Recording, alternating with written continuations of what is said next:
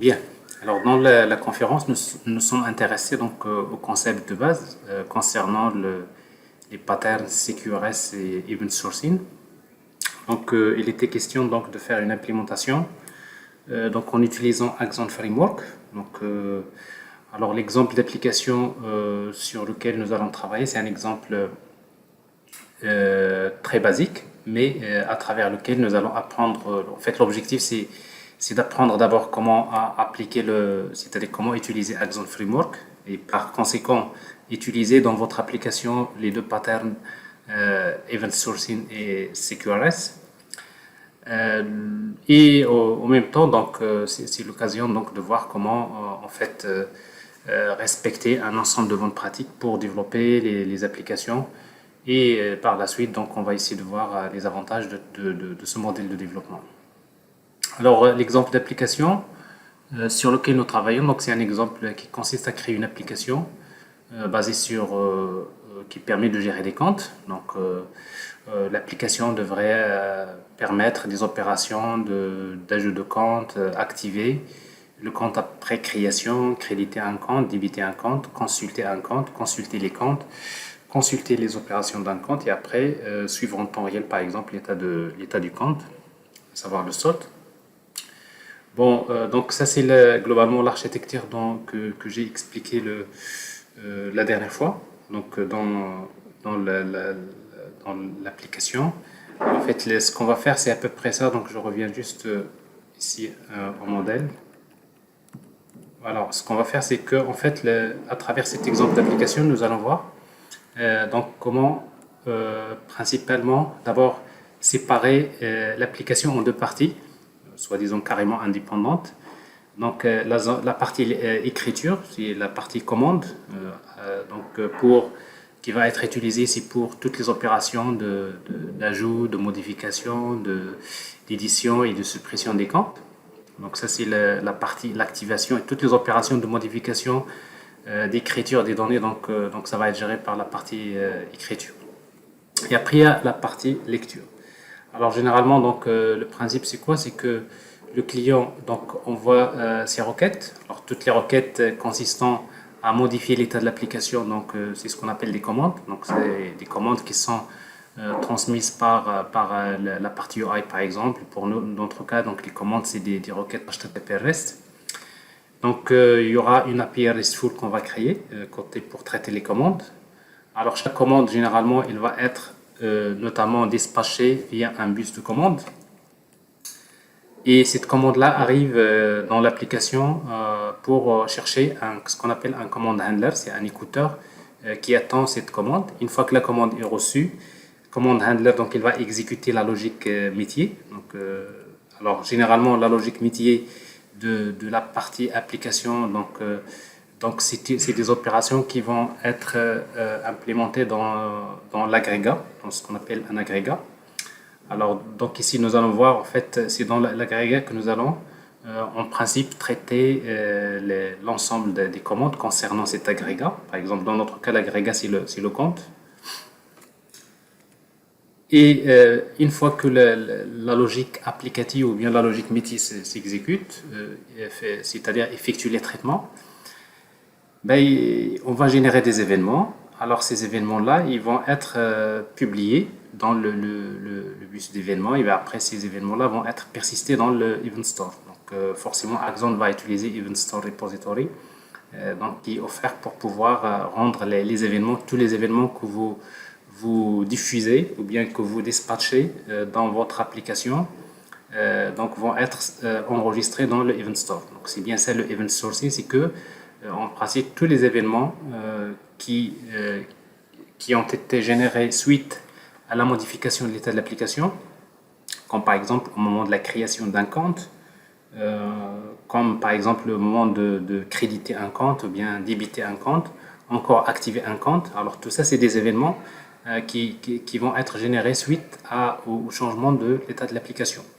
Alors bien sûr, donc l'event sourcing, donc comme je le rappelle, l'idée c'est quoi? C'est d'enregistrer, c'est-à-dire l'état de l'application sous forme d'une séquence d'événements. Alors tous les événements qui consistent à modifier l'état de l'application seront enregistrés dans Event Store. Alors dans notre cas, le Event Store, bien sûr, il va être géré par le framework Axon.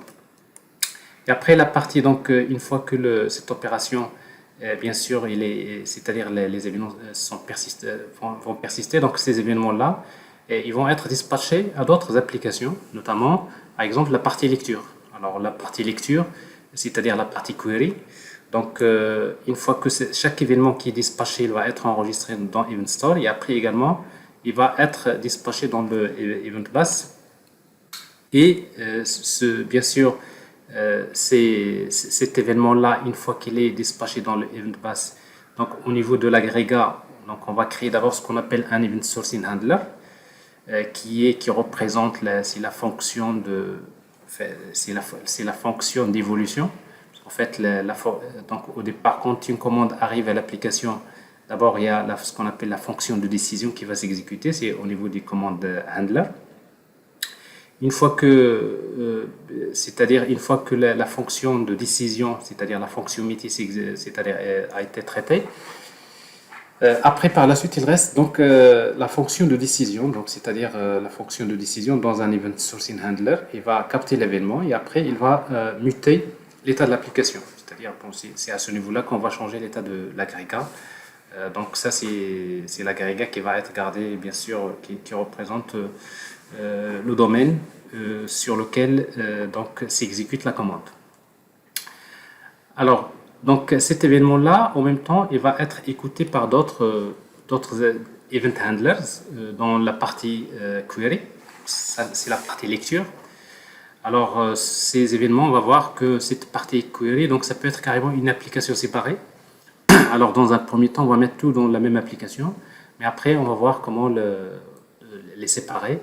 Et donc, c'est-à-dire, ça peut être deux applications indépendantes. Donc, n'importe quelle application qui démarre quelque part, il peut toujours créer des event handlers, il va écouter le bus d'événement. Et dès qu'il y a un événement qui arrive, le event handler, il va traiter l'événement. Par exemple, quand il reçoit un événement de création d'un compte, ben, tout simplement, il va utiliser donc son repository pour pouvoir persister les données de l'événement dans la base de données de lecture. C'est-à-dire ici, donc, on va créer ce qu'on appelle une projection, c'est-à-dire l'événement qui s'est produit, il va être projeté dans une base de données dans laquelle on va structurer les données selon notre besoin. Alors, dans notre cas, on va utiliser une base de données relationnelle, SQL, et en même temps, on va utiliser donc GPA, ici, on va utiliser Hibernate, Spring Data. Donc ça, c'est notre base de données à partir de laquelle on va toujours lire les données. Donc, quand il y a un événement, par exemple, d'ajout d'un compte, il va être reçu, il va permettre de créer un compte dans la base de données. Quand il y a un événement de créditer un compte, ce qu'on va faire, c'est qu'on va modifier l'état du compte et en même temps, on va essayer d'ajouter une opération par exemple, de crédit, etc. Donc, tous les événements vont être reçus et vont être traités au niveau de cette base de données. Donc, vous voyez, donc d'un côté, nous avons la base d'écriture, c'est Event Store. Donc, c'est là où on va persister tous les événements qui consistent à changer l'état de l'application.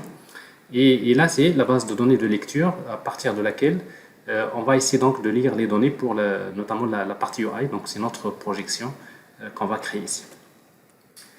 Alors, il dit quoi donc l'application, donc UI, il va envoyer des requêtes. Donc, les queries, c'est des sollicitations de consultation, c'est-à-dire c'est une requête qui arrive de la partie de l'extérieur, c'est pour consulter les données.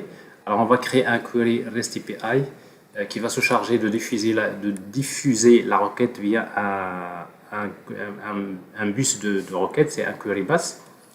Et après donc cette requête là, il va être la même chose écoutée par ce qu'on appelle un query handler au niveau de l'application. Bon, c'est-à-dire le event handler, lui, il va écouter les événements qui proviennent généralement de la partie commande. C'est des événements qui ont été diffusés de la partie commande. Et après, donc, query handler, il va écouter s'il y a des requêtes, notamment, qui proviennent de la partie UI. Alors, ces requêtes-là, ils vont être traitées tout simplement. Donc, ici, le query handler, il va utiliser le repository pour consulter, faire des selects généralement, à partir de la base de données, et après il va retourner des résultats pour l'application.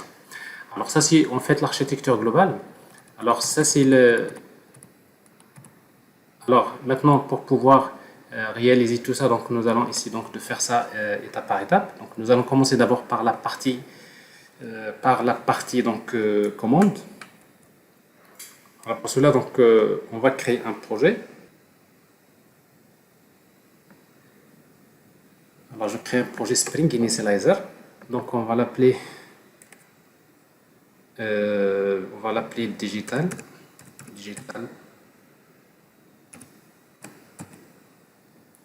banking par exemple.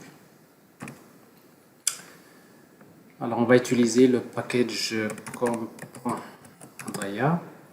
L'application, on va l'appeler Digital Banking. On va utiliser Java 8.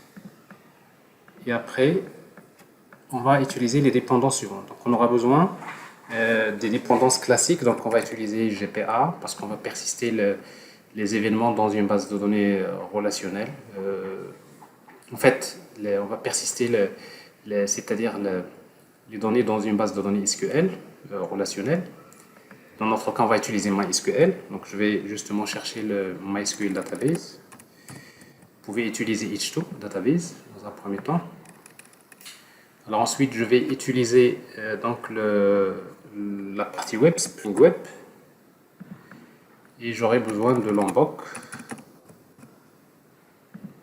Bon, ça peut suffire pour le moment. Et après, on va ajouter les autres dépendances par la suite. Alors, en fait, les autres dépendances qu'on va ajouter, principalement, donc il y aura donc ça c'est GPA, Spring Web, MySQL, donc ça c'est ce que je viens de faire. Et après on va utiliser donc Axon Framework. Donc ici donc on va utiliser donc le Axon Framework. Donc on va ajouter cette dépendance. Alors ici donc je vais la prendre directement, à partir d'un exemple d'application.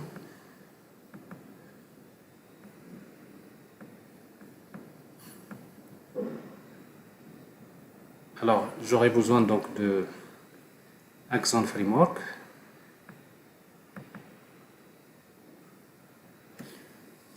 Alors, j'aurai besoin également pour faire le mapping entre les objets, les entités GPA et les DTO. Donc, j'ai déjà expliqué, on va utiliser Mapstract ici. Alors, pour tout ce qui est pour la partie donc le OpenAPI, c'est pour la documentation de l'API, on va utiliser donc Spring Doc OpenAPI. Et également, on aura à voir donc parce qu'à un moment donné, on aura besoin donc c'est-à-dire on a besoin de consulter en temps réel plutôt l'état du compte via un graphique. Donc, on aura besoin d'utiliser Spring Web Flask, donc on va l'ajouter après. Voilà, on aura besoin de MySQL.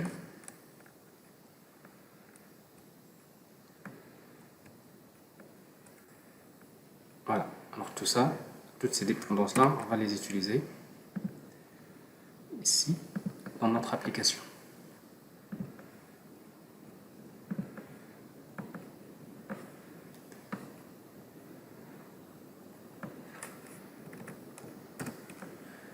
Bon, je répète. Alors, le plus important pour nous, c'est Axon. Alors, dans un premier temps, on va utiliser Axon Framework, mais on ne va pas utiliser le serveur Axon. Alors, pour cela, si vous voulez utiliser en fait une implémentation en mémoire, si vous voulez utiliser un bus, en fait, un Event Pass in memory et Event Pass également en fait un broker in memory. Donc, vous pouvez tout simplement exclure. Ici, vous ajoutez l'exclusion. Ici, on va exclure donc l'utilisation de Axon Server Connector, c'est-à-dire au démarrage, il ne doit pas chercher à se connecter vers Axon Server. Alors ici, donc, on va utiliser donc une application in memory, mais après, on va montrer comment travailler avec Axon Server pour pouvoir connecter bien sûr plusieurs applications. Ça, c'est la première étape. Et après, il y a Mapstract, il y a OpenAPI. On va utiliser Spring Web Flask, donc on va, en fait, à vrai dire, on n'a pas besoin de tout le framework Spring Web Flask, mais plutôt, donc, on aura juste besoin d'utiliser donc c'est Reactor, ça peut suffire. Bon. Enfin, façon, je sais plus, on va l'ajouter après. Alors ici, donc, voilà. Alors, ça, c'est les dépendances. Et après, pour MapStruct, du moment que j'utilise MapStruct donc et Lombok, donc j'aurai besoin de configurer le plugin. Plutôt le plugin compiler, Java Compiler. Plugin. Alors, je vais prendre cette configuration-là et je vais l'ajouter à l'application dans la partie plugins. Alors, comme vous voyez ici, donc c'est le compilateur. Alors ici, on va ajouter juste le processeur Lombok, c'est-à-dire quand je compile, il va utiliser Lombok pour ajouter tout ce qui est les getters et setters.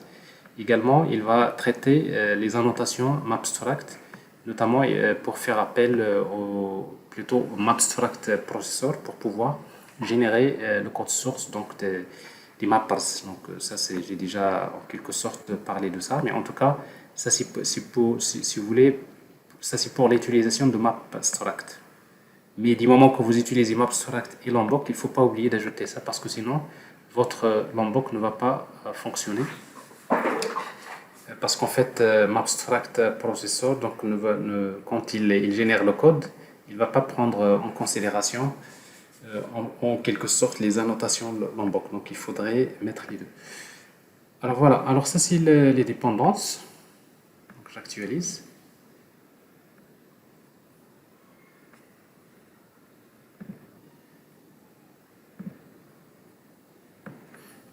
Donc ça c'est pour les dépendances. Ici Lombok, tout ça c'est fait. Spring Doc OpenAPI. Voilà, et j'ai le plugin. Voilà. Alors maintenant, ce qu'on va essayer donc de faire, on va commencer à structurer l'application. En fait, l'application qu'on va créer donc, va se composer des packages suivants. Alors dans le package de base de l'application, donc on va séparer les parties. Donc d'abord, il y aura la partie commande, package commande. Il y aura un package query, c'est la partie lecture. Et après, il y aura des parties qui vont être communes, c'est-à-dire il y a des parties que vous allez utiliser aussi bien par la partie commande, la partie query, notamment les événements. Alors, donc cette partie-là, donc je vais créer un package que je vais appeler par exemple Core API. Core API. Alors, donc ça c'est au niveau de la structure. Alors maintenant, la première des choses qu'il faudrait créer, c'est notamment c'est les commandes et les événements. Alors, c'est ce que nous allons faire ici dans notre application. Nous allons créer donc les commandes suivantes, c'est-à-dire les opérations. Pour les commandes, c'est les opérations qui consistent à modifier l'état de l'application. J'aurai une commande que j'appellerai donc create account command, une autre debit account command et après credit account command. Et également, voilà, donc ça c'est les trois commandes qui vont, c'est des sollicitations externes qui viennent de la partie UI. Donc alors ici, du moment qu'en principe que toutes les commandes disposent d'un attribut qui représente l'identifiant, le ID de l'agrégat ou bien sur lequel la commande va s'exécuter. Donc il est plus simple d'utiliser une classe parente, donc une classe abstraite BaseCommand. Et après, toutes les commandes vont hériter de la commande de base, si vous voulez. Alors, c'est la même chose pour les événements. Donc, pour les événements, donc, on va créer des événements. Donc, il y a Account Created Event. C'est un événement qui va être émis une fois que le compte a été créé. Une fois que la commande Create Account Command a été exécutée. Également, quand la commande Create Account Command est exécutée, on va générer l'événement Account Created Event, mais également on va générer l'événement Account Activated Event, parce qu'en fait on va supposer que en fait il y a la création et l'activation du compte, ce sont deux événements qui se font dans deux étapes différentes. Et ici donc la même chose, donc on va créer l'événement Account Debited Event, donc c'est l'événement qui va être dispatché une fois que la commande debit account de commande a été exécutée. Et la même chose pour account credited event qui va être généré une fois que la commande credit account commande a été exécutée. Alors ça, c'est la première des choses à faire. Donc, créer les commandes et les événements. Alors on va les mettre dans la partie Core API. La partie Core API, donc je vais créer, là pour les commandes, donc je vais utiliser un package commands.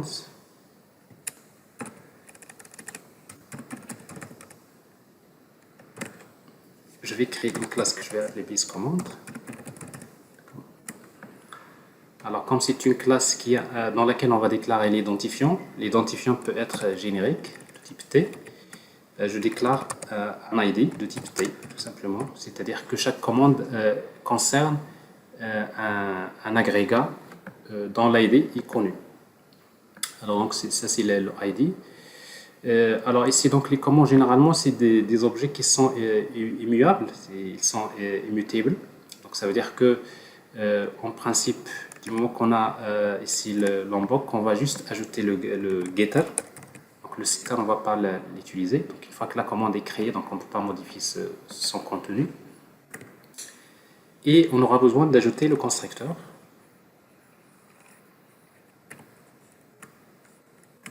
Voilà. Alors après, donc l'identifiant, généralement le ID de la commande, il représente, il correspond à l'identifiant de l'agrégat. Donc c'est pour cela, avec Axon, vous aurez besoin d'ajouter la notation target, aggregate et identifier. Alors ça c'est obligatoire. Donc dans une commande, donc le ID de la commande, si vous voulez, et il faut préciser quel est l'attribut qui représente l'identifiant de l'agrégat sur lequel s'exécute la commande. Alors dans notre cas, le ID, ça représente le account ID, c'est le ID du compte sur lequel on va exécuter la commande. Et après, donc, je vais créer donc, des classes dérivées. Donc ici, create account command, create account command, extend base command. Alors ici donc le ID, je sais qu'il est de type string parce qu'en fait je sais que ici mon compte, le ID du compte c'est un string, donc je vais utiliser le type TC, pour moi c'est string. Et après donc j'ai besoin donc d'ajouter tout simplement les paramètres, les attributs. Alors pour créer un compte, j'aurai besoin d'envoyer le solde initial. Donc je vais utiliser un type big BCM. Je vais l'appeler initial balance.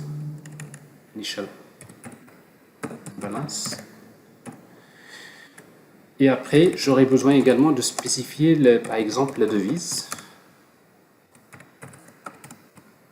Alors je crée donc un compte avec un solde initial avec une devise particulière.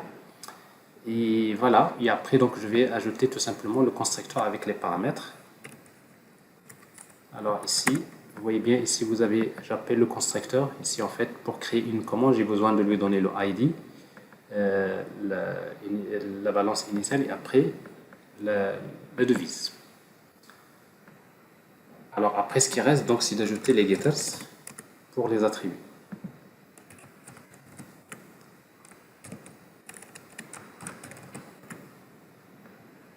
Voilà, alors ça c'est pour la commande et après on va faire la même chose pour les autres commandes. CTRL-C, CTRL-V. J'ai besoin de la commande debit account command.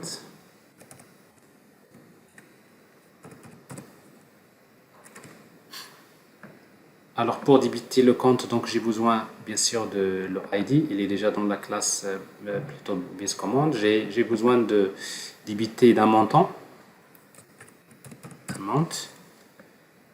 et en même temps avec une devise. Alors ici donc je change juste le constructeur. Voilà, le constructeur. Alors la même chose pour credit account command.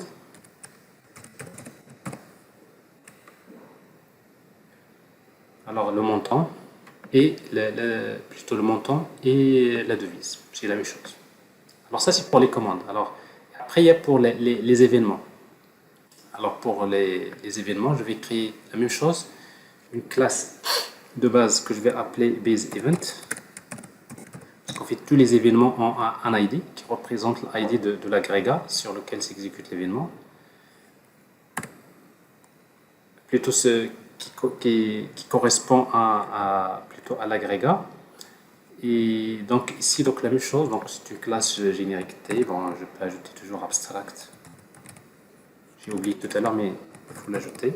C'est pas obligatoire, mais c'est une classe abstraite. Alors ici, donc, j'ai besoin de spécifier le ID de type T.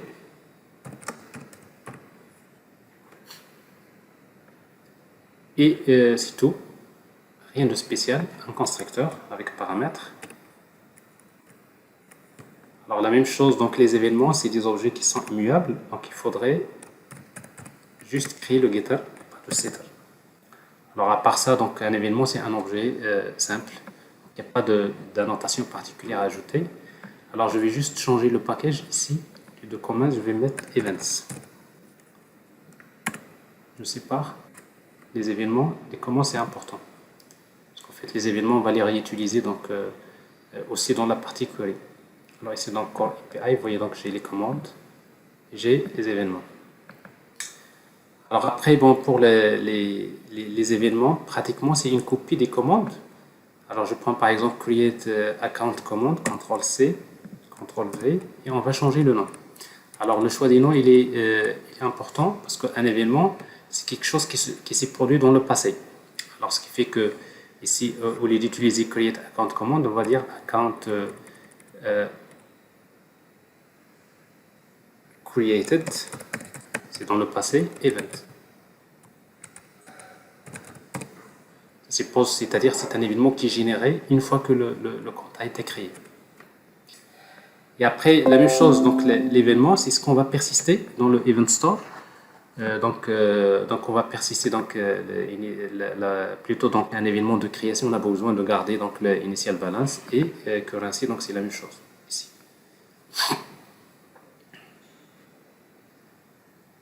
Alors c'est pareil pour les autres. Donc ici create account command, create activate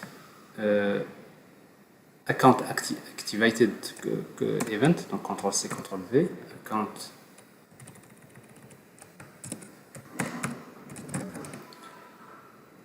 activated event. Alors donc pour l'événement activated, on a juste besoin de ID et après on a besoin de garder le status. En fait, un compte, on va lui donner donc un état, donc l'état soit créé ou bien activé. Donc ça c'est, après on peut ajouter d'autres valeurs. Alors pour cela c'est plus simple d'utiliser un énumérateur. Alors dans Core API je vais créer un énumérateur enum.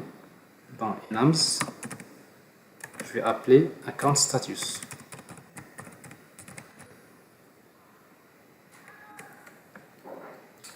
Alors ici donc deux valeurs possibles, ici dans notre cas created et après activated. Et comme ça ici donc l'événement account activated event, donc il va recevoir comme paramètre juste le state, c'est-à-dire account state, account status. Je ne sais pas comment je l'ai appelé d'ailleurs, account status. Account status.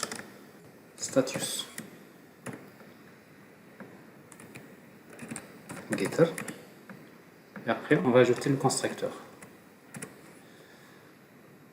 Et après, il vous faut donc l'événement account credited event. Je prends donc la commande credit account command et je fais coller. Généralement, c'est comme ça que vous faites account credited event. Bon, c'est la même chose, donc on va garder le montant et on va garder donc le voilà currency. C'est pareil pour debited event, account debited event.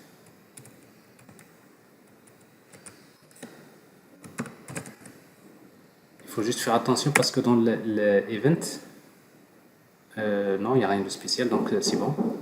Alors ici, donc, juste entre les événements et les commandes, après, juste la différence majeure, c'est que le ID d'une commande donc, doit utiliser donc, la notation target, aggregate, identifier. Alors que pour le cas de event, non. Donc ça, c'est juste la différence, mais a priori, la structure, c'est presque la même chose entre les commandes et les événements, mais ce sont deux choses différentes. Donc il faut jamais utiliser une commande à la place d'un événement. Donc ici, il faut séparer donc, les commandes et les événements. Voilà, alors ça c'est en quelque sorte la première des choses généralement que vous avez besoin de créer quand vous utilisez les deux patterns CQRS Event Sourcing ou tout simplement Event Sourcing, c'est de créer les commandes et les événements. Une fois que c'est fait, maintenant ce qu'on va faire c'est que on va pour comprendre en fait comment utiliser donc Axon Framework, nous allons suivre ce scénario-là, c'est-à-dire on va essayer donc de créer un contrôleur, une REST API, on va essayer donc d'envoyer une commande pour créer un compte, et après on va voir comment utiliser donc commande gateway ici pour dispatcher la commande, et après par la suite on va voir comment traiter la commande dans l'agrégat. Alors on va essayer donc de voir tout cela étape par étape, donc, et après on va décortiquer donc cette architecture. Donc je vais d'abord créer un contrôleur. Alors dans la partie commande, vous voyez donc dans la partie commande ici, je vais créer un sous-package. Donc commande, je vais créer un sous-package controllers. Voilà, c'est-à-dire c'est le contrôleur qui traite les commandes. Alors je crée une classe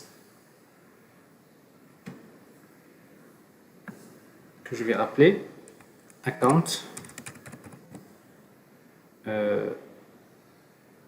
commande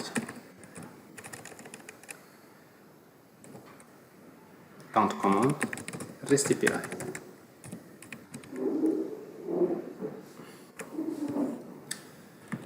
Alors c'est un REST controller. On va utiliser donc request mapping accounts. On va utiliser donc slash commands pour séparer les parties, donc slash commands slash accounts, ça concerne les comptes. Et ici donc on va créer des méthodes. Alors supposons je veux créer une méthode qui permet donc d'ajouter un compte. Donc, ici donc la commande on va créer handle. On va créer une commande qu'on va appeler par exemple save a new account.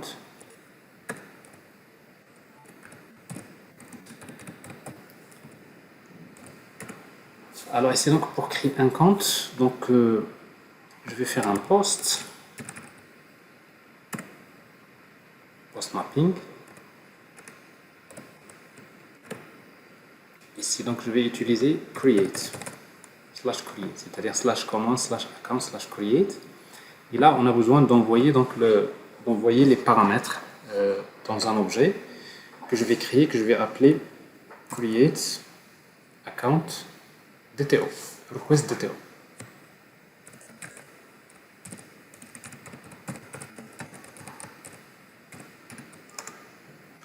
Donc ça c'est request. Alors cet objet-là, il faut le créer. Alors on va créer tout ça dans un package, dans la partie en fait les DTO également, il se peut que vous en aurez besoin dans les deux parties. Donc ici, comme c'est ça concerne que en fait les commandes, ce que je vais faire, c'est que je vais les mettre dans la partie Core API.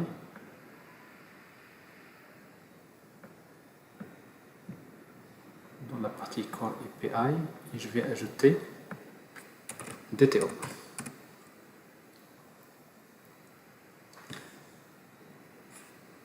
Core API, DTO. En réalité, donc ça concerne les commandes. Donc je vais carrément les déplacer vers les commandes. Parce qu'il y aura les DTO pour la partie commande et les DTO pour la partie queries. Généralement, après, dans la partie call et plutôt dans les commandes, ici, je vais ajouter DTO. Alors pour créer un compte, j'ai besoin d'envoyer d'abord le solde initial, big decimal initial balance. Et après, j'ai besoin d'envoyer la devise dans la requête HTTP. Et c'est un objet, donc je vais utiliser donc data, un constructeur sans argument et un constructeur avec argument. Donc ça s'appelle DTO. Voilà, alors ça c'est un DTO de ici, ça c'est request DTO. Donc je reviens au contrôleur.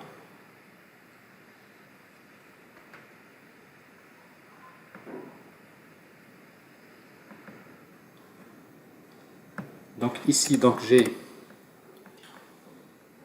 donc l'objet qui arrive et on peut toujours faire un log ici. Donc je vais utiliser, donc je vais profiter de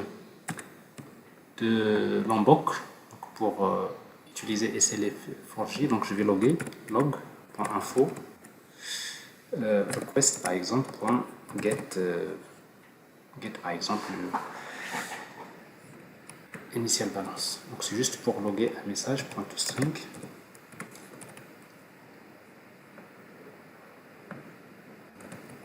Donc ici, ça c'est une requête. Et j'affiche juste quelques informations. Alors ici donc maintenant, j'ai ici donc la commande qui arrive. Et qu'est-ce qu'on va faire avec cette commande? Ben, il faut la dispatcher. Pour la dispatcher, donc en fait, Axon vous donne un objet qui s'appelle commande gateway. Alors commande gateway, ce qu'on va créer ici, il suffit de l'injecter. Commande gateway. Alors, on va dispatcher la commande et après, vous avez besoin donc de faire l'injection des dépendances, soit auto-wired ou bien vous ajoutez un constructeur. Donc vous ajoutez le paramètre constructeur ou tout simplement, du moment qu'on va, ou tout simplement vous utilisez ici no arc constructor et all arc constructor. Comme ça, donc tout ce que vous déclarez là, bon, il va l'injecter dans le constructeur avec paramètres. Donc ici, c'est plus simple de faire comme ça. Voilà, alors ici donc j'ai la commande. Maintenant ce qu'on va faire, c'est qu'on va utiliser donc commande gateway.send. On va envoyer la commande. Alors c'est quoi la commande? Ici donc on va créer notre commande qui est create account, commande que nous avons créée tout à l'heure. Et pour créer donc une commande, on a besoin de lui donner trois paramètres. D'abord le ID de la commande. En fait, ici, bon, à la rigueur, le ID je ne le connais pas quand vous créez la commande, parce que normalement c'est le ID de le ID donc ça, du compte pour nous, donc le ID de la commande ça va représenter le ID du compte. Normalement il faut le générer automatiquement. Vous pouvez faire ici donc UID par exemple .random UID.toString, ça c'est le ID. Je suppose que le ID de la commande qui représente le ID du compte, donc je le fais ici, mais après on peut changer. Et après j'ai besoin donc du solde initial, donc on va le récupérer à partir de request get initial balance. Et j'ai besoin de le troisième paramètre, c'est currency. Donc je dispatche la commande.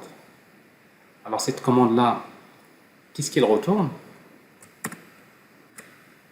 Ben, il retourne ici, ça c'est commande. Donc ici response. Alors quand vous dispatchez la commande, donc en principe c'est un modèle asynchrone.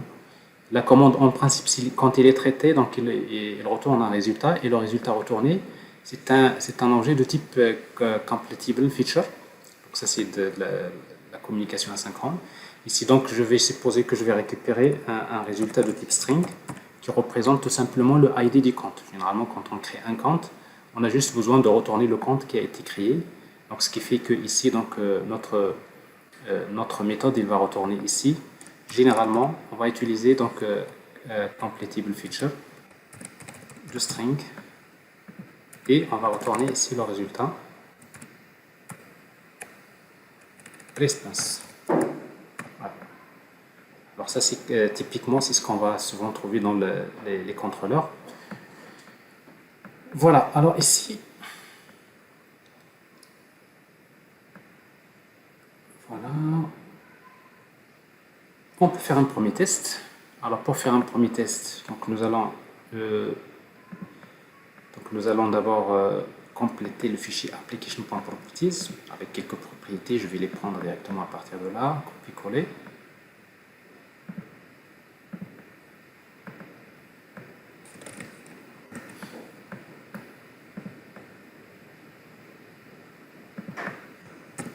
Alors, généralement, nous aurons besoin donc des propriétés. D'abord, donner le nom à l'application. Ici, on va l'appeler, donc c'est digital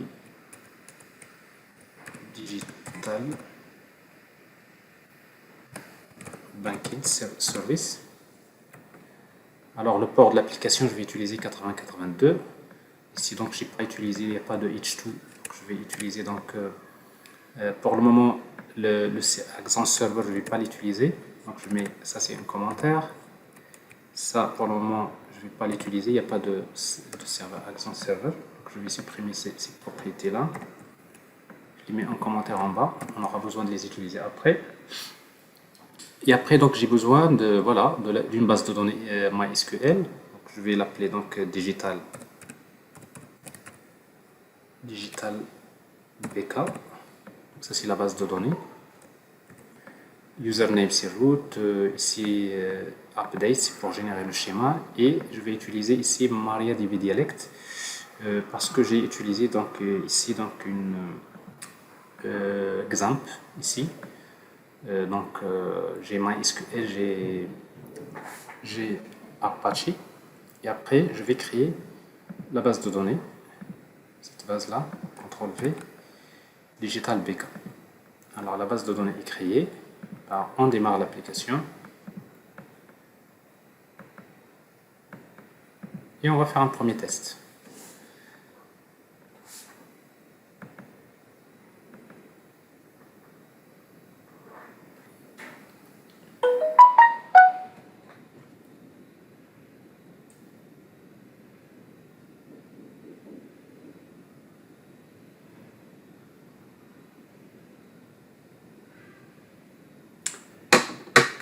Alors, donc une fois qu'on fait ça, donc on aura juste besoin pour le moment, la seule opération qu'on peut exécuter, c'est cette opération-là. On va faire un post au niveau de l'application. Un post vers create. Alors je vais utiliser Postman. Et je vais créer donc voilà, une requête de type post. http://localhost, le port c'est 8082 /commands /accounts /create. Alors c'est une requête ici, dans les headers on va envoyer les données en format JSON. Donc ici content type c'est application JSON. Et dans partie body, on va envoyer les données ici en format JSON. Alors ici donc pour créer un compte, j'ai besoin d'envoyer donc initial valence. Alors ici donc j'ai une valeur quelconque et le deuxième paramètre c'est la devise currency. Par exemple ici le dirham marocain. Voilà, alors quand j'envoie cette requête là, vous allez voir qu'en principe pour le moment, la commande il va être dispatchée, mais il ne sera pas traité. Donc je vois bien ici, il y a une erreur interne qui s'est produite. Il y a une exception qui a été générée côté application, c'est tout à fait normal. Alors on va regarder cette exception-là, qui vous indique tout simplement que account ici, vous avez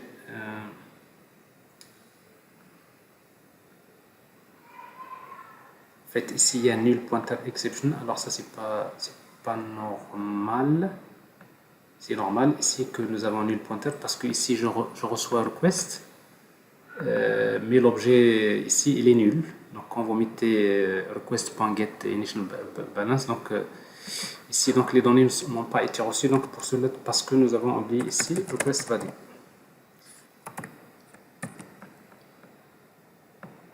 Alors ça c'est la première erreur, c'est pas l'erreur que je voulais vous montrer.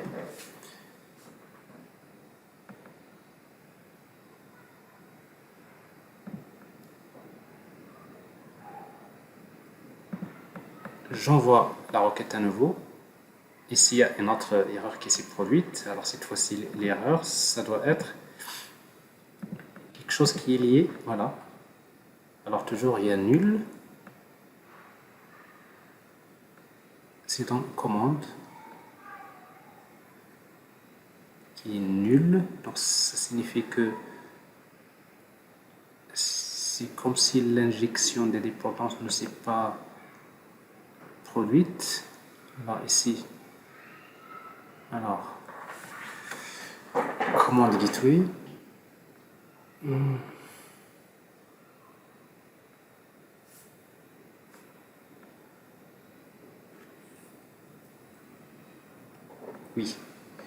Oui, c'est normal parce qu'en fait, quand vous utilisez all constructor, ici dans notre cas, pour faire l'injection, pour le forcer à instancier le contrôleur en utilisant le constructeur avec paramètres pour faire l'injection, il ne faut pas utiliser no arg constructor, donc c'est all arg constructor. Donc ça c'est pour faire l'injection des dépendances. Parce que sinon il instancie le contrôleur en utilisant le constructeur sans paramètres et du coup donc il n'injecte pas commande gateway. Alors je répète, donc si vous enlevez ça, ça revient à ajouter un constructeur avec paramètres comme ça. Alors ici donc je garde all arg constructor, donc ça c'est la deuxième erreur.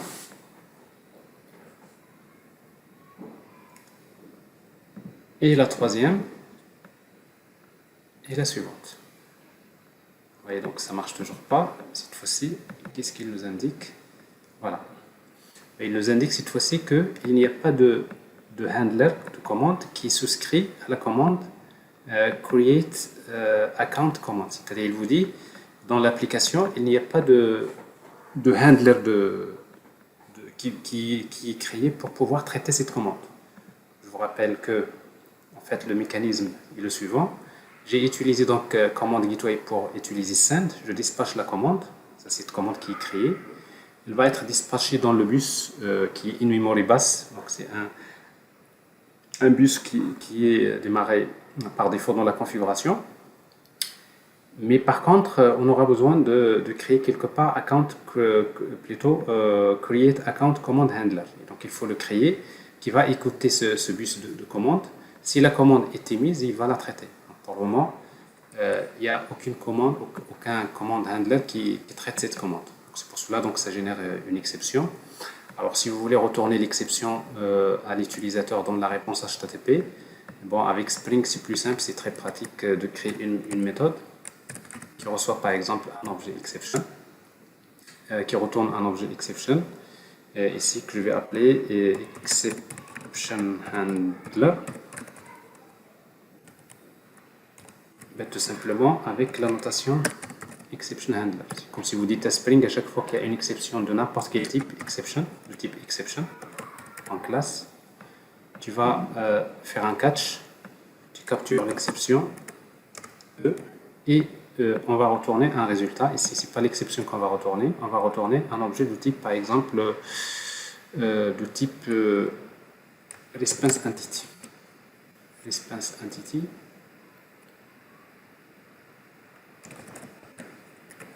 Le string. Donc on va retourner, dès qu'il y a une exception, je vais retourner new response entity. On va mettre dans la réponse, on va mettre c'est l'exception.getMessage, c'est le message de l'exception. Et après on va utiliser http status pour spécifier comme quoi c'est une erreur internal error. C'est beaucoup mieux parce que ça on en aura besoin après pour traiter les exceptions, pour éviter de faire du try catch ici, donc ça peut être pratique.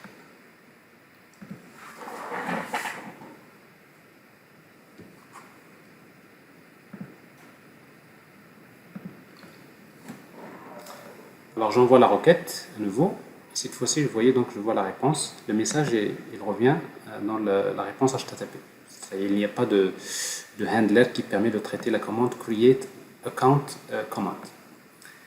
Alors maintenant, on va le créer. Alors pour le créer maintenant, où est-ce qu'on va créer les handlers de commande? On va les créer dans les agrégats. Alors justement, dans la partie commande, on aura besoin de créer un package. On va créer une classe dans le package aggregates. On va l'appeler tout simplement account aggregate. Alors dans notre cas, c'est account aggregate. Alors on va gérer des comptes. Maintenant, c'est account aggregate, c'est l'agrégat sur lequel on va exécuter la commande. Alors dans notre cas, en fait, dans le domaine du domaine Driven Design, donc l'agrégat, ça représente le domaine sur lequel s'exécute la commande. Alors dans notre cas, c'est un compte. Alors en fait, un agrégat donc avec Axon doit utiliser la notation aggregate, obligatoire. Et après, un agrégat, dans notre cas, un compte, il est défini par quoi? Par son ID. Donc de type string, je vais l'appeler account ID. Il est défini par son solde, qui est de type big decimal. Et il est défini par quoi? Par le devise. Ainsi, par la devise. Et après, par le status. Donc ici, on a déjà créé un énumérateur, ici, account status. Voilà. Alors ça, c'est l'état de ce qu'on veut gérer. Ça, c'est l'état de notre application. L'état de l'application à gérer, c'est celui-là. Mais donc ici, un agrégat doit absolument utiliser la note. Parmi ces attributs, il faut spécifier quel est l'attribut qui représente l'identifiant de l'agrégat. Donc ici, en utilisant aggregate identifier. Donc dans notre cas, c'est account ID. Et après, il vous faut un constructeur sans paramètres, obligatoire.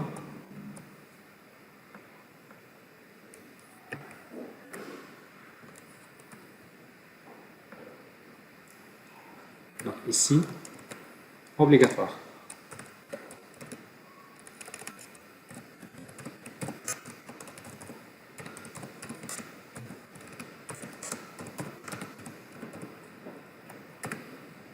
Et après, on va créer un constructeur avec paramètres. Cette fois-ci, un constructeur qui reçoit la commande. La commande s'appelle create account command. Alors ça, c'est commande. Alors, c'est-à-dire, en fait, ici, maintenant, ce constructeur-là, je vais lui rattacher la notation command handler. C'est-à-dire, il fait automatiquement un list, il va écouter. Command handler, il fait un subscribe vers le bus de commande. Ben, il va dire que dès qu'il y a une commande, de type create account command qui a été dispatchée, ben, tout simplement, cette fonction va s'exécuter. Comme cette fonction, c'est le constructeur, ça veut dire que l'agrégat va être instancié. Donc, une fois que l'agrégat est instancié, donc on va ici loguer des messages pour suivre ça. Donc ça, c'est les forgilles. On va loguer ici un message. Info. La commande create account command proceeded. Une fois que la commande est reçue, il faudrait la traiter. C'est-à-dire, en fait, dans notre cas ici, il n'y a pas de règle métier, parce que normalement, pour pouvoir créer un compte, il faut faire il y a des règles métiers. Par exemple, vous supposez qu'il faut d'abord la devise soit correcte, il faudrait que le solde soit supérieur à un montant, des choses comme ça, il ne doit pas être négatif, etc. Donc, c'est-à-dire, ici, ça, c'est les règles métiers.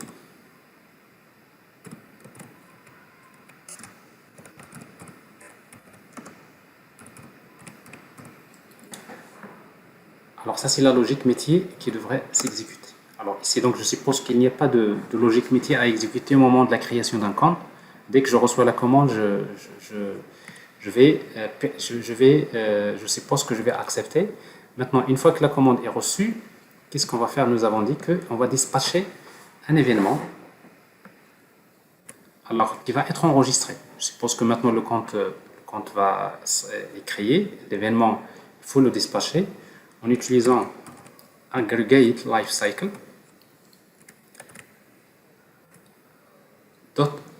apply.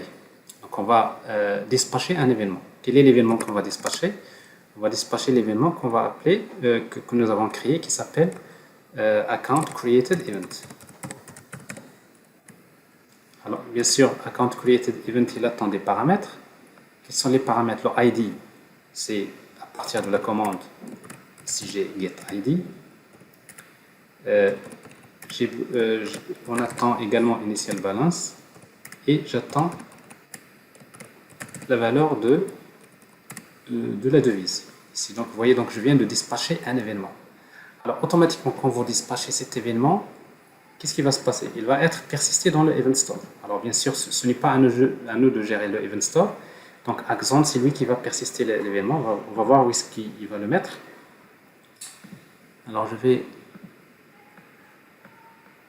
regarder côté slide d'abord.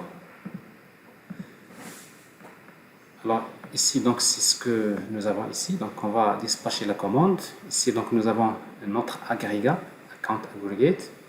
Nous avons ici un handler qui est créé, qui va recevoir la commande.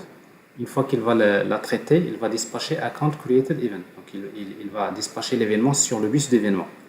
Alors, ça veut dire que toutes les applications, normalement, qui sont à l'écoute de ce type d'événement, ils vont recevoir l'événement. Donc, ça, c'est l'intérêt c'est la partie query tout à l'heure qui va récupérer cet événement et après, il va le projeter dans sa base de lecture.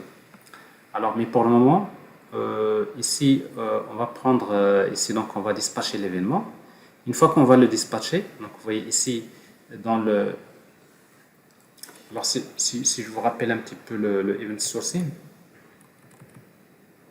dans l'architecture, nous avons dit, en principe, une fois qu'on reçoit la commande, il y a d'abord le command handler, ça c'est ce qu'on appelle la fonction de décision. Ça c'est la logique métier qui va s'exécuter. Donc, on exécute la logique métier. Et après, on va dispatcher l'événement, on va dispatcher des événements. C'est ce qu'on va faire. Ici, on a dispatché l'événement qui va être persisté dans le event store. Mais également, il faudrait maintenant aller vers la fonction d'évolution. En fait, la fonction d'évolution, nous avons dit que ça sert à quoi? Son rôle, c'est de muter l'état de l'application. C'est-à-dire, une fois que l'événement, ça y est, une fois que le compte est créé, l'événement est enregistré, maintenant, il faut muter l'état de l'application, c'est-à-dire l'agrégat, il faut mettre à jour l'état de l'application. Alors, pour cela, ben, tout simplement, vous aurez besoin d'ajouter une méthode dans l'agrégat, ici, public void on,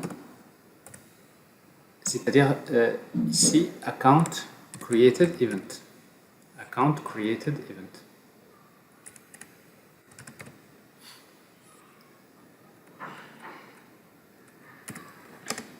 Donc ça c'est event. Et cette méthode-là utilise la notation event sourcing handler. Event sourcing handler. Alors en fait la fonction d'évolution, donc c'est une fonction qui est annotée event sourcing handler, alors que tout ce qui est command handler, c'est la fonction de décision.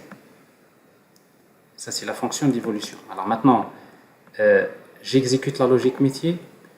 Une fois que la logique métier est vérifiée, tout se passe bien, et bien tout simplement, j'émets un événement. Je dis que ça y est, j'ai un compte qui est créé. Cet événement, il va être dispatché ensuite il va être capté par ce handler. Et ce handler-là, cette fonction de décision, qu'est-ce qu'il fait? Il va muter l'état de l'application. Alors pour cela, qu'est-ce qu'il va faire? Il va tout simplement dire que this.accountID, maintenant l'état de l'application, c'est bien notre agrégat ici. Donc on va mettre à jour accountID, c'est quoi? C'est event.getID.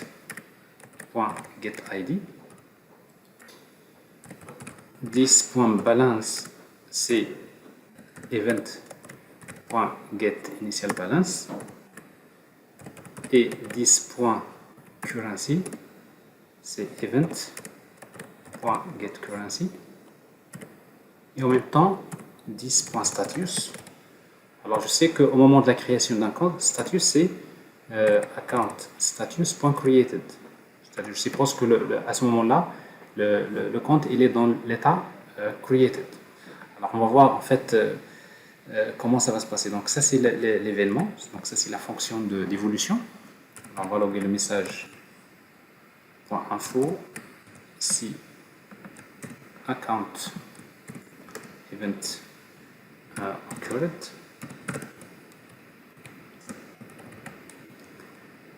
Ici donc je persiste plutôt je mute l'état de l'application et on va voir si votre agrégat est persistant. Pour le moment il n'est pas persistant. Par exemple si vous ajoutez la notation entity avec la notation ID, on va le faire après, c'est que l'état de l'application il va l'enregistrer dans la base de données, c'est-à-dire ces informations-là il les capte dans la base de données, mais à vrai dire ici on n'a pas besoin de le rendre persistant parce que l'état du compte il peut être calculé à partir des événements, c'est-à-dire l'historique des événements. Donc c'est ce que nous allons voir. Donc c'est ce qui est intéressant vraiment dans ce pattern, il faut comprendre partie par partie, mais après peut-être vous allez voir l'intérêt de tout ça. Alors ici donc on peut vérifier ce qui se passe. Donc je réexécute.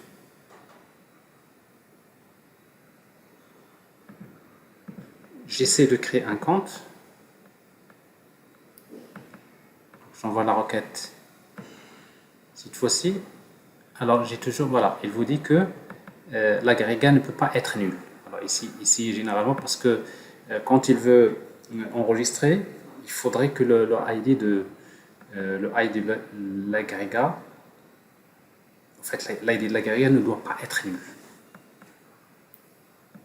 Alors ici, pourquoi il est nul?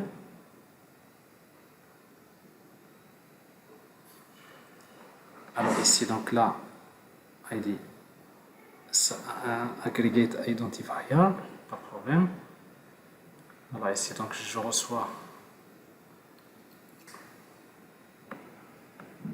Alors en principe ici si vous affichez event.getID, normalement on devrait trouver le ID du compte parce qu'on lui a transmis ici commande.getID.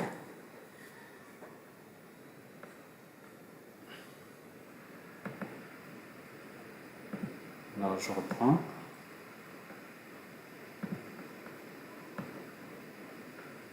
Alors j'ai l'exception. Alors ici donc je vois la valeur ici. Created command received. Ici nous avons create result.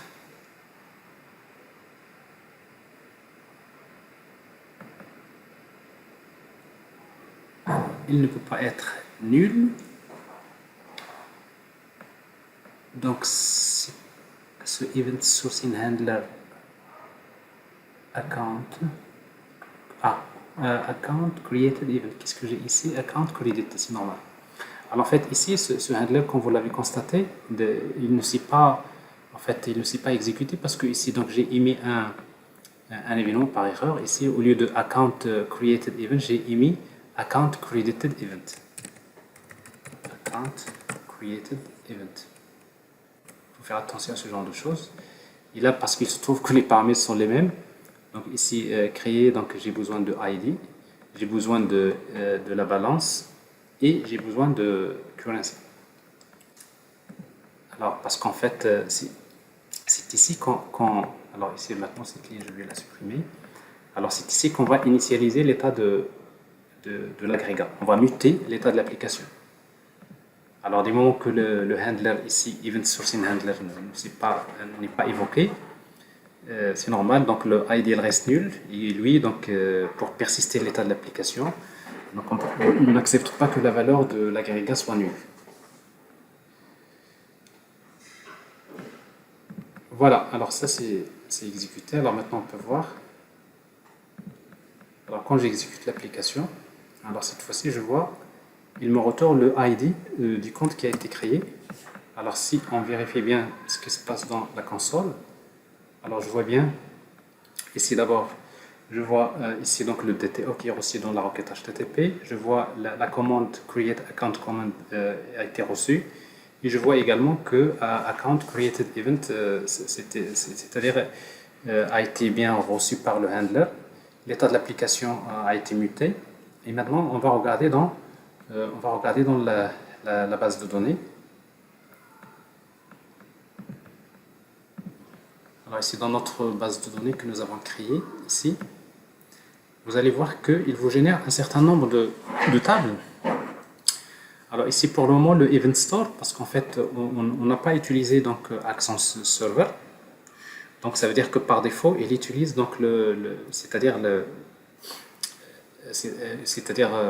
par défaut il va persister le Event Store dans votre base de données.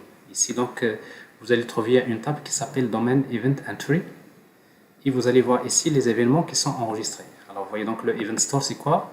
Le Event Store, il y a une table dans laquelle on va enregistrer tous les événements. Alors chaque événement, il y a donc il y a un index, il y a Event Identifier, chaque événement il lui donne un identifiant, il y a les métadonnées, l'événement, il y a le payload, en fait le payload c'est-à-dire le contenu de l'événement, notamment le account ID, la balance et tout ce qui va avec. On voit également la version, on voit le type ici, donc c'est le type c'est account created event, oui ici, le type de l'événement. On voit timestamp, il enregistre le temps, et aggregate identifier, cet événement, parce que chaque événement il est généré à la suite de la modification de l'état de l'application, c'est-à-dire la modification d'un objet. Cet objet-là, c'est l'agrégat. Ici, donc, l'identifiant de notre compte, c'est celui-là. Et après, voilà, il y a d'autres attributs. Le type de l'agrégat, c'est account aggregate. Voilà. Alors ça, c'est en fait, on va dire, c'est la table où les événements vont être persistants. Après, quand on va utiliser donc le serveur Accent Server, cette fois-ci, donc, c'est-à-dire la persistance va être gérée par Accent Server. Ce n'est pas dans votre base de données. C'est assez logique. Donc, on va voir tout ça après. Donc je vois ici, donc si j'ajoute par exemple un autre compte, un troisième compte. Alors je vois ici dans l'application, dans la base de données, ici, je vois il y a 3 événements qui ont été persistés. Donc, le premier, le deuxième et le troisième. Alors, les données ici qu'on voyait, donc c'est des données au format binaire, le payload, mais en réalité, lui, en fait, Accent, il utilise le format XML, c'est-à-dire il va sérialiser l'événement en format XML, et après il prend les données XML et les enregistre dans l'attribut payload, mais en format binaire. Donc c'est pour cela que vous voyez ici pas de format texte, donc il les convertit en un tableau d'octet. Ils sont persistés ici. C'est pas du texte, c'est un tableau d'octet. Mais en réalité, c'est des données au format XML. D'ailleurs, on peut le voir dans le serveur Accent Server, on voit que le contenu, c'est du XML. Alors, après, on peut changer le format de sérialisation, donc tout ça, c'est quelque chose qu'on peut paramétrer. Alors maintenant, ce que je vois dans mon application, j'ai le compte qui est activé, plutôt le compte qui est créé, mais en même temps, je voudrais l'activer. Donc, quand est-ce que je l'active? Je l'active juste après la création. Donc ça veut dire que ici, une fois que le compte est créé, je mute l'état de l'application. Une fois que je mute l'état de l'application, je vais également générer un événement. en utilisant toujours aggregate lifecycle. Apply new ici account activated event.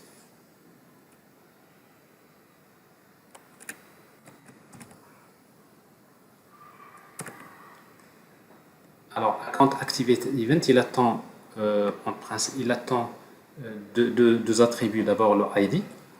Le ID c'est 10.accountID, ou bien encore c'est event, c'est la même chose, .getID. Et l'autre c'est status. Le status c'est account status.activated. Alors ici donc je dispatche un événement. Je dispatche ici un événement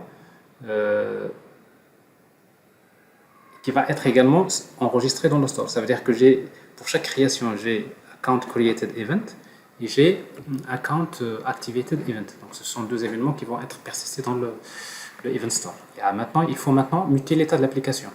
C'est-à-dire, de la même manière ici, donc on dispatche l'événement, mais vous allez encore utiliser event sourced handler. CTRL-C, CTRL-V.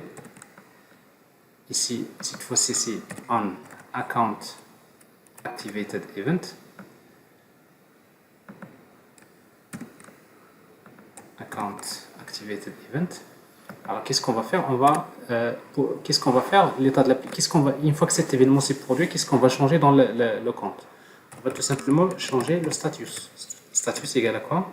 C'est event.getStatus. C'est-à-dire tout simplement, l'état du compte, il va passer de created vers activated.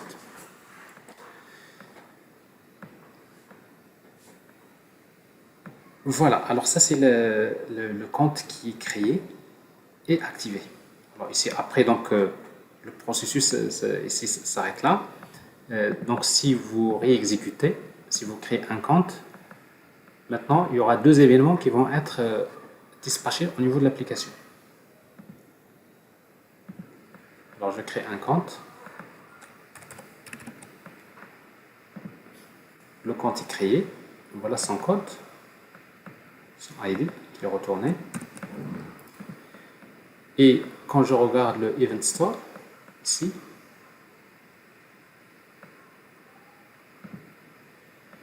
alors je vois bien ici, donc il y a l'événement Account Created Event. Et juste après, je vois Account Activated Event. Alors tout ça c'est persisté. Donc vous voyez, donc ça c'est notre Event Store. Tous les événements que vous émettez au niveau de l'application, ils vont être persistés au niveau de Event Store. Après vous allez voir que ça va être en quelque sorte très important pour reconstruire l'état de l'application. À partir de ces événements, je peux reconstruire l'historique ou bien l'état de l'application à n'importe quel moment donné. Alors maintenant, si vous voulez voir juste le contenu de cette table ou bien de ce Event Store, on peut faire quelque chose, si vous voulez le voir en format JSON, ça peut être utile, mais c'est juste pour consulter, mais ça c'est ça n'a pas d'intérêt pour votre application, mais pour juste consulter le Event Store, ce qu'on va faire, c'est qu'on va ici dans les contrôleurs, je vais ajouter un contrôleur ici, ou tout simplement dans le même contrôleur, il suffit de déclarer un objet de type Event Store.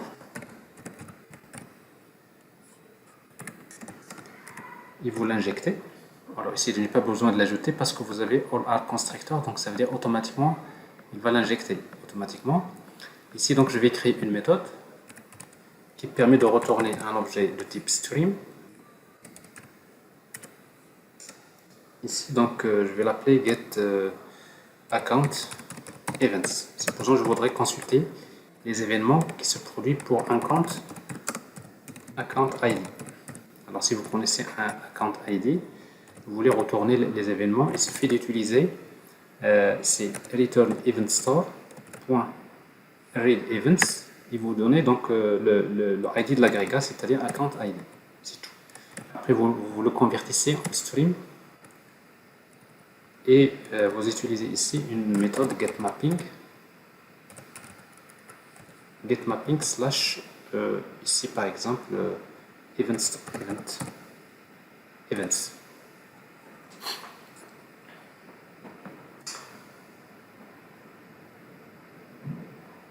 Et là, event/id. On va envoyer le ID de account ID. Account ID. Et là, vous utilisez pas de variable.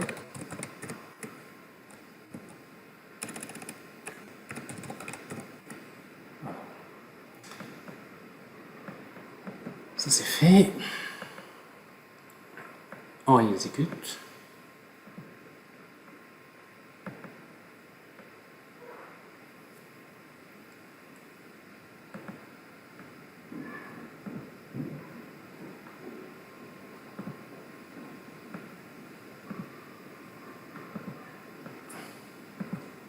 Je crois que j'ai fermé le browser, non?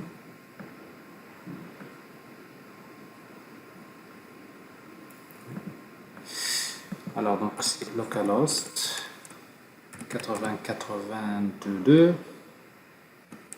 slash commands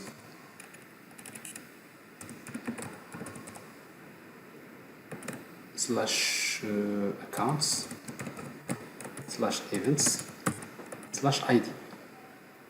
Pour ça, je vais prendre l'événement, le compte que j'ai créé dernièrement ici. Alors ici vous avez 404, donc il y a quelque chose qui... c'est un get mapping slash event slash account id. Alors ici donc j'ai bien command slash accounts.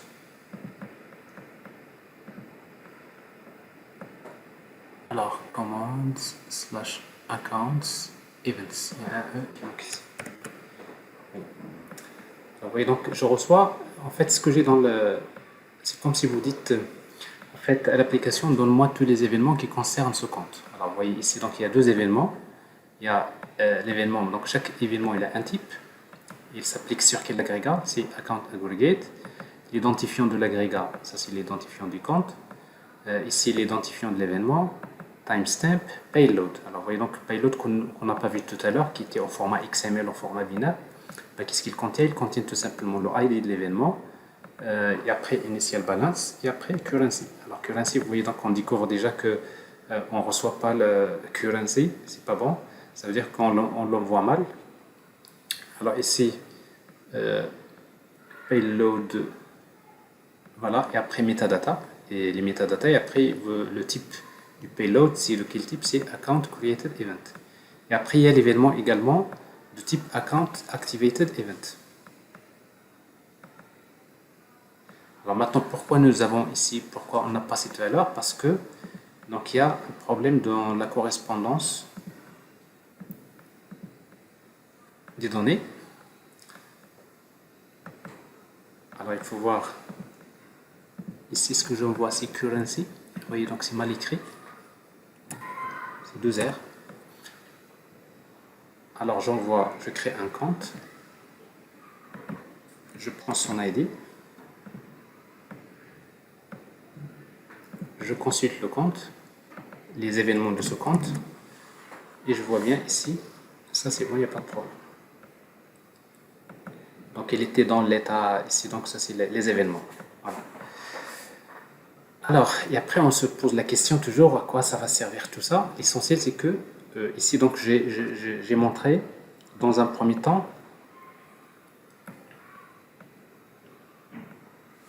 Je vais charger la machine.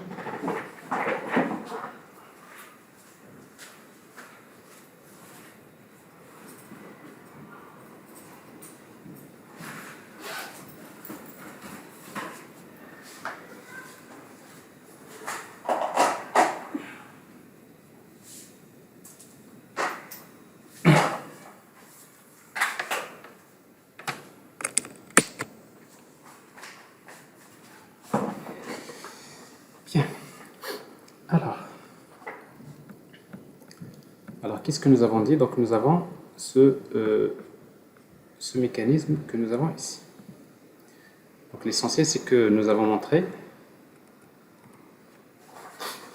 ce mécanisme-là, comment dispatcher une commande, comment créer une commande, comment la dispatcher avec commande gateway, comment créer un agrégat, comment créer un handler qui représente la fonction de décision, et comment créer un event sourcing handler qui représente la fonction d'évolution qui permet de muter l'état de l'application. Alors pour le moment, la partie query, on ne l'a pas encore créée parce qu'après cet événement-là, on va le récupérer à partir de la partie query et on va le persister dans une base de données relationnelle classique que vous connaissez, dans laquelle vous pouvez gérer le dernier état de l'application. C'est-à-dire vous allez projeter, vous allez synchroniser donc l'état de votre application ici, et après donc c'est cette base de données qui va constituer la base de lecture. Donc ici donc là c'est la base d'écriture que nous avons gérée ici. Alors bien sûr donc le fait de consulter, ça c'est si je vous montre ça, c'est juste si vous voulez voir un peu comment consulter c'est-à-dire ces données. Alors maintenant, si vous revenez par exemple à l'état, aux comptes qui ont été créés, si par exemple au début, par exemple Event Identifier, c'est le premier par exemple ici. CTRL-C.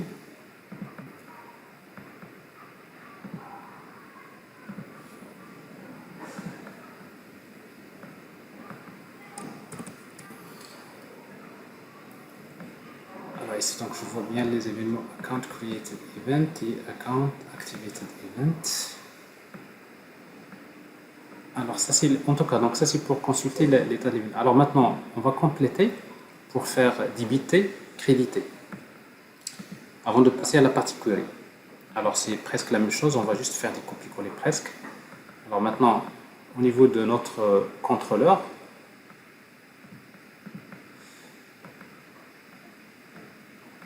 on va ajouter la même chose. Donc, je vais ajouter ici CTRL-C, CTRL-V. Même chose donc ici donc credit. Alors je vais créer un objet que je vais appeler credit account request TTO. Il faut créer cet objet là. On va le mettre dans à côté de voilà dans les DTO. Alors c'est pareil pour créditer un compte. Donc j'ai besoin d'envoyer quoi? Le ID du compte, account ID, et j'ai besoin d'envoyer le montant, le type table, big decimal, ici le montant, amount. Et après j'ai besoin également d'envoyer la devise. Donc je vais débiter le compte d'un montant avec la devise, par exemple string currency. Alors ça c'est un simple DTO, donc je vais utiliser donc data no are constructor, all are constructor. Alors ça c'est pour la requête HTTP. J'ai mes données ici. Là je vais loguer le message ici. Create credit account request DTO. Bon, ici donc là je n'ai pas besoin d'afficher les valeurs, mais c'est toujours dans la phase de test vous affichez les données de votre DTO si vous voulez. Alors ici donc voilà, et après je vais envoyer cette fois-ci une commande. Cette fois-ci c'est pas create account command, c'est credit account command. Credit account command. Et je lui envoie.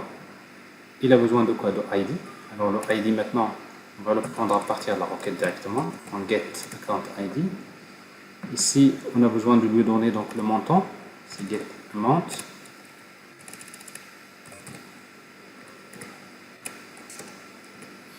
Alors rappel create account command, j'ai ici le ID, j'ai le montant et j'ai currency.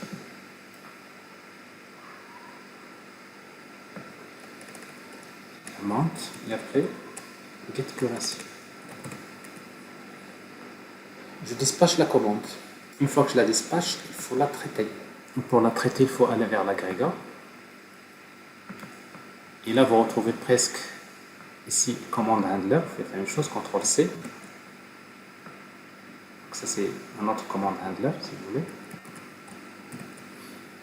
Alors, sauf que cette fois-ci, c'est pas un constructeur, donc c'est une méthode void que je vais appeler handle.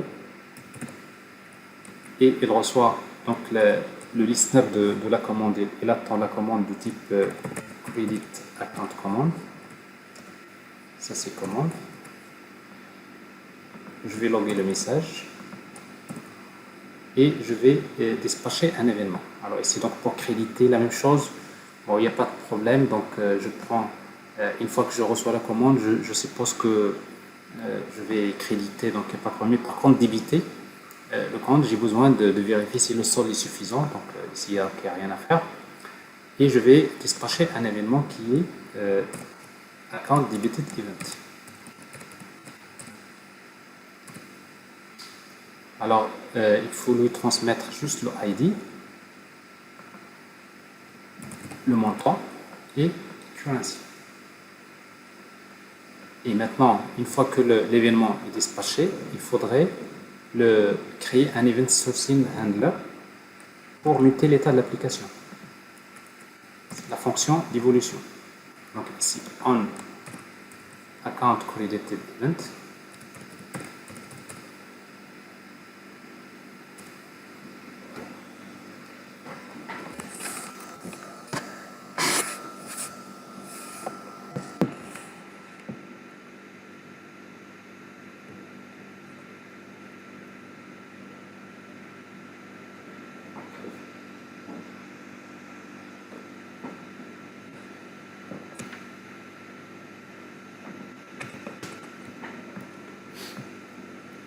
On prend un peu de bruit, je ne sais pas d'où ce qu'il vient.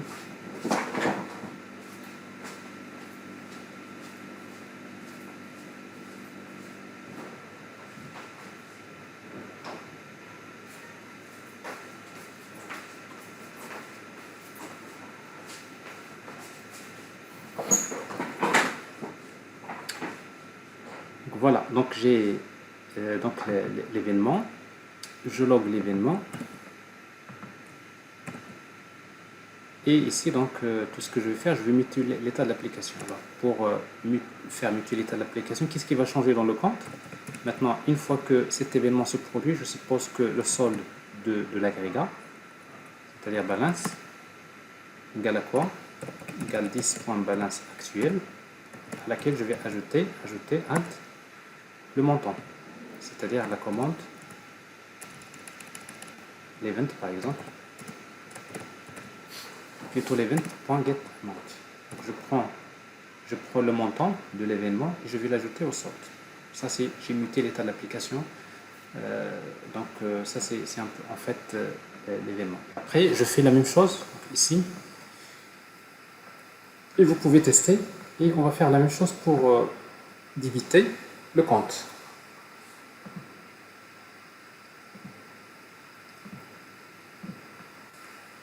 Alors, sauf qu'on ne va pas faire un post du moment qu'il s'agit d'une mise à jour. Je vais utiliser input. Au lieu de post mapping, je vais utiliser put mapping. C'est pas create, c'est create. C'est un put mapping. Voilà.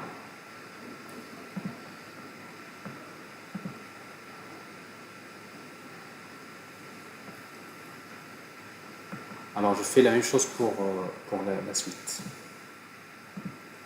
Voilà, donc ça c'est pour la création d'un compte. Là, je vais juste dupliquer ça. Je vais utiliser input. Au lieu de create, c'est credit. Et au lieu de dans la partie body, ici donc ça c'est le montant. Je vais créditer le compte d'un montant de 5600 et après toujours avec la même devise. Alors ici toujours il y a une erreur parce qu'il faut envoyer le ID, c'est normal, account ID. Elle vous dit que là vous lui demandez c'est-à-dire de débiter un compte, mais vous n'avez pas envoyé le ID. Account ID. et account ID, donc c'est en fait le compte que nous avons ajouté ici.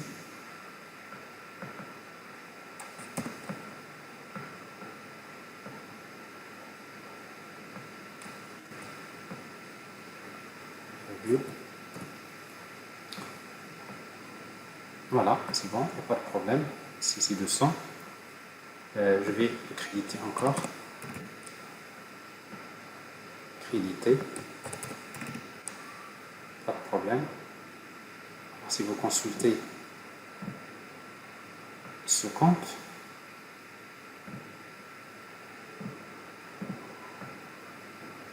les événements sur ce compte, vous voyez bien, donc il a été créé à un moment donné. Created, activated. Ensuite, il a été crédité d'un montant de 6600. Il a été encore crédité encore d'un montant de 2100. Ensuite, il a été crédité. Alors, je vois ici l'évité, donc je me suis déjà trompé de l'événement. Si vous voyez bien que ça, c'est pas bon. Alors ça, c'est des erreurs de l'attention. Alors, dans la fonction d'évolution, ici, donc, j'ai émis l'événement debited, alors que je suis dans account credited event.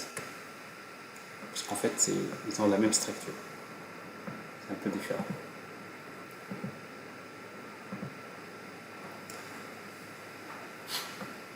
Alors, je fais la même chose pour l'autre. Pour créditer, ou bien pour débiter. CTRL-C, CTRL-V, débite, débite. Ici, donc, je vais créer la même chose, un DTO. Même si la même structure, il faut les séparer. Debit account request DTO. Il faut créer cette place-là. C'est presque copier-coller. Je vais juste utiliser dans les DTO, credit account. Cette structure-là, je vais la dupliquer. Et je l'appelle debit account request DTO. Alors c'est la même chose, c'est la même structure. Là, il n'y a pas de problème. Donc, je ne sais pas si je l'ai bien appelé, debit account request DTO. Account request DTO. Alors, une fois que je reçois la requête, je vais loguer le message ici. Je vais envoyer la commande, cette fois-ci, debit account commande.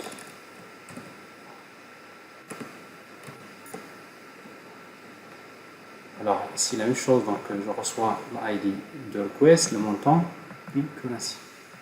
Et je retourne la réponse. Maintenant, il va falloir traiter cette commande dans l'agrégat, dans la fonction de décision. Donc la même chose ici, je fais CTRL-C, CTRL-V. Ça c'est debit account command. Cette fois-ci, on va juste ajouter donc dans la logique métier, il y a quelque chose à faire. On va dire tout simplement if. Quand est-ce que je peux débiter? Alors dans le cas où 10, le montant, c'est-à-dire balance.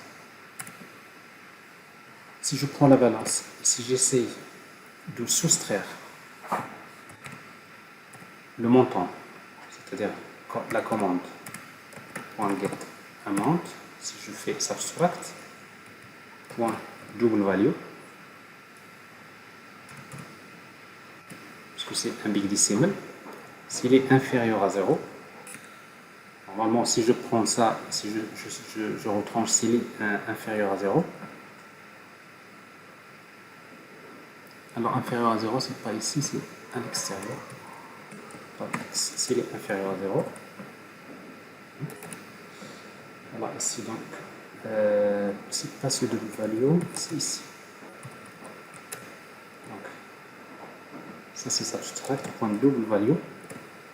S'il est inférieur à 0, Alors dans ce cas-là, ça veut dire que normalement, je ne devrais pas, ici, donc je ne devrais pas effectuer l'opération de débit. Alors dans ce cas-là, je génère une exception. Throw, je crée une exception, throw new, par exemple, balance not sufficient exception. Après, vous ajoutez un message ici. C'est une exception métier.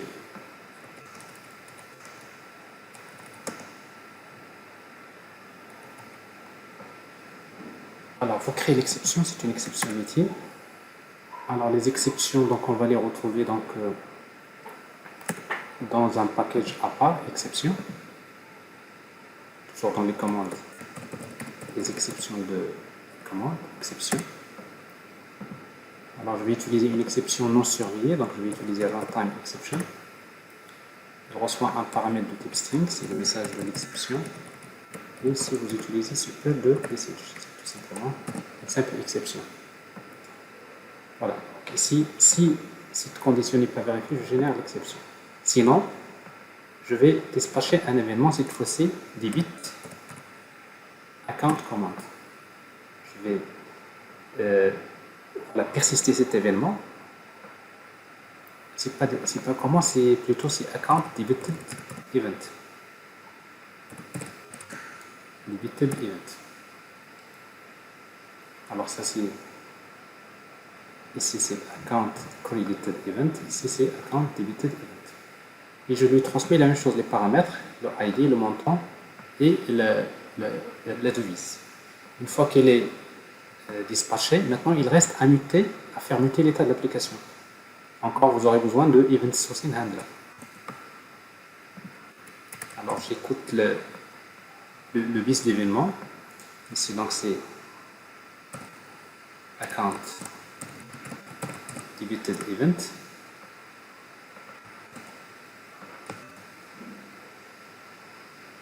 Voilà, cette fois-ci, je vais retrancher. Donc, je vais dire 10.balance égale à quoi? Égale à 10.balance.subtract. Je vais retrancher. Alors ici, donc, comme vous le voyez ici, donc c'est la fonction de mutation ou bien d'évolution. Il n'y a pas de règle métier. Ici, donc, il s'agit juste de faire muter. Donc, vous ne trouverez pas des if. Il n'y a pas de. Vous prenez les données de l'événement et vous les transférez ou bien vous mutez cet événement dans l'application. Alors ici, donc, qu'est-ce qu'on va dire? On va dire dans notre cas ici, donc si l'événement s'y produit, la fonction d'évolution, qu'est-ce qui va changer dans l'état de l'application? Qu'est-ce qui va changer? C'est la balance. C'est le solde, donc le solde actuel duquel je vais retrancher event.getAmount. Ici, donc, là, le solde du compte. Et c'est tout. Alors ça, c'est...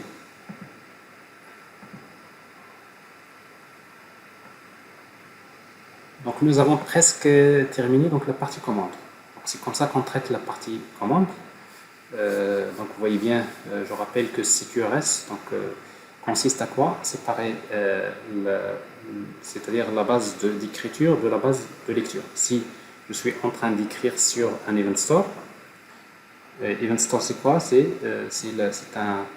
un store dans lequel je vais persister l'ensemble des événements qui ont été générés suite à la modification de l'état de l'application. Et qu'est-ce qui modifie l'état de l'application? C'est des commandes. Quand il y a des commandes qui arrivent, il y a un logic métier qui s'exécute. Et après, par la suite, il y a l'état de l'application qui va changer. Une fois que l'état de l'application change, il y a des événements qui sont générés, qui sont persistés dans l'event store. Et pratiquement, si vous avez persisté ces événements-là, ben, tout simplement, vous avez tout ce qu'il faut au niveau de l'application pour que votre application puisse retrouver son état à n'importe quel moment donné. Alors maintenant, si je fais ça, donc ça c'est credit, j'ai déjà testé, maintenant c'est debit. Je vais dupliquer cette table. Debit ici. Alors, pas dit. Alors, je vais débiter par exemple 3200. Donc là, a priori, donc je retourne balance. Voilà, je me dis déjà que la balance n'est pas suffisante. Alors, je ne sais pas pourquoi, mais en tout cas, peut-être la valeur. Alors, je vais débiter 12. La valence n'est pas suffisante, ça veut dire que je me suis trompé.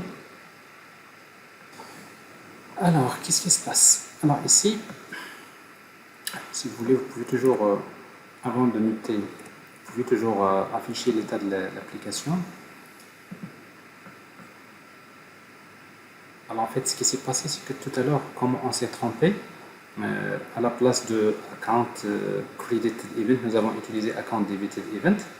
Donc ça veut dire que maintenant il a débité, c'est-à-dire parce que quand il cherche l'agrégat, il rejoue tous les événements. C'est-à-dire il va rejouer tous ces événements-là. Il sait qu'il recommence pour avoir l'état de l'agrégat, il crée l'agrégat avec un solde de 6500. Ensuite, il y a l'événement account activated event. Il va changer juste l'état, pas de problème. Ensuite, il va débiter, c'est 1500. Donc déjà, on a un problème ici. Vous voyez? Ensuite, on va encore débiter. Vous voyez, tout à l'heure, on s'est trompé. On débite, on ne crédite pas. Donc, ce qui fait que ici, on va corriger en faisant d'abord créditer le compte d'un montant, un grand montant. Voilà, créditer. Et après, je vais essayer de débiter.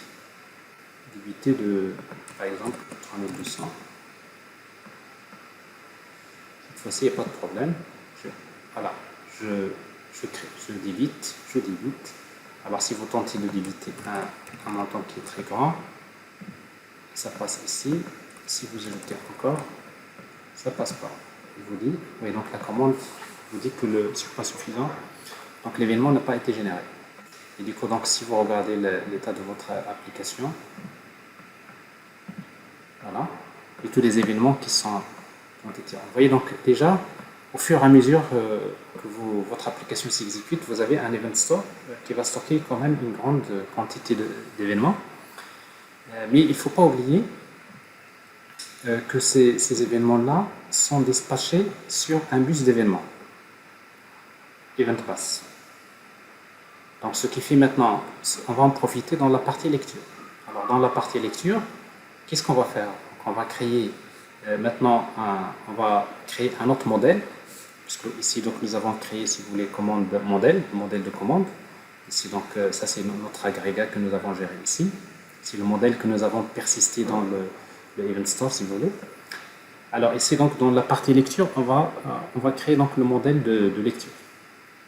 Query modèle, si vous voulez. Alors, pour cela, nous allons créer, donc, on va gérer des comptes et en même temps, on va gérer des opérations. Et on va ici, donc, supposer que la partie commande marche bien.